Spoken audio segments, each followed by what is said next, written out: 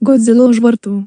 Prasidėjo trėmimai, sulaikymai ir dingimai. Naujoji narsioji imperija atsitrenkė į masinį Babilono gyventojų neigimą.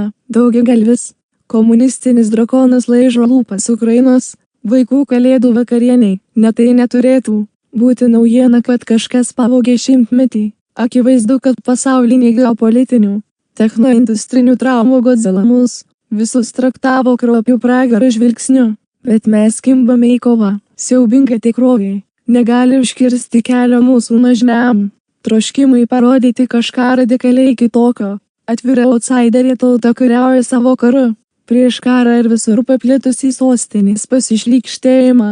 Tai, kas kadaise buvo laukinė sąmokslo teorija, dabar yra blaivi pranašystė. Siaubinga gyvenimo mizma vėlyvojo komunizmo sąlygomis kelia baimę ir terorą tikrą ir per televiziją. Tragedijos sunkumus drasko patį mūsų istorinio optimizmo audinį. Dabar žygiuodama už šakių liežuvio fašistų chuliganų ir jų fundamentalistinio diktatoriaus Cezario Izaus, Rusija ruošiasi atnaujinti savo imperinę misiją. Kaip sustabdyti šį nepaprastai drakonišką dreifą? Ar beviltiškai naivu tikėti, kad visa tai yra teisingumo pusėje, kad ateities lankas krypsta laisvės link? Jei likimas yra nešališkas, geriau tokie nebūkime. Šių kapą kasančių demagogų mesijiškas didingumas išjuokia mūsų troškimus ir menkina mūsų tikėjimą. Taikos ir teisingumo būtinybė, tačiau saujelė atrinktų plutokratų negali visko apiplėšti. Nedidelė B kategorijos blogiukų grupė pavergusi 37 milijonus taikių žmonių. Kas parašė šį scenarijų?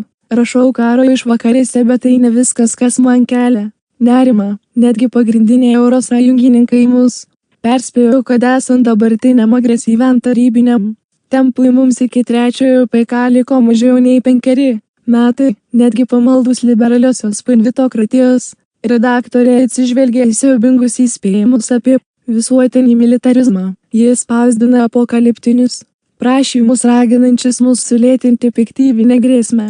Masinis išnykimas ar ne? Šiemet didžiuliai televizijos reitingai, kitais metais masinės kapinės. Keistas metas apmąstyti tvarumą. Galingiausia, neparankiausia ir netvari sistema pasaulyje. Tyčiojasi ir erzina, ruošiasi sutriuškinti. Monolitiniams megameistrams mažai rūpi pragyvenimas ar gyvybė. Spaudos nutekėjimas apie pirmasias karo dienas pranašauja sparnuotųjų raketų ir dronų užtvarą, nepanašią į nieką, ką iki tol matėme. Kijevas degantis pagal Rusijos imperijos strategiją, vadinama šoku ir baime, skirtas gąsdinti ukrainiečius ir pagreitinti pasidavimą. Galimas taiktinių branduolinių ginklų panaudojimas vis dar svarstomas, remiantis nacionalinio saugumo ataskaita. Kita planuojama ir siūloma taktika tironiškoje įrankių dėžėje apima baisius, nemirtino karo elementus tokius kaip hologramų naudojimas didžiulės priešų armijos ar religinio pranašo projekcijos, kurios psichologiškai manipuliuoja priešų, kad paklustų. Visi jų numatyti dominavimo metodai kartu su klaidos neišvengiamumu atrodo kaip patikimas pasibjaurėjimo receptas. Bet ką su tuo darysime? Mokslinės fantastikos distopijos gana tiksliai prognozuoja šią keblią situaciją. Laikas pakelti Orvelą iš knygų lentynos arba įsilaužti į matricą. Daugelis žino, kad tai blogai, bet verčiau dvejoja negu veikia. Kai kurie žmonės ignoruoja, kiti skelbia saiką, bet kuriuo atveju skeptiškai nusiteikę žmonės turi paversti cinizmą sprendimais.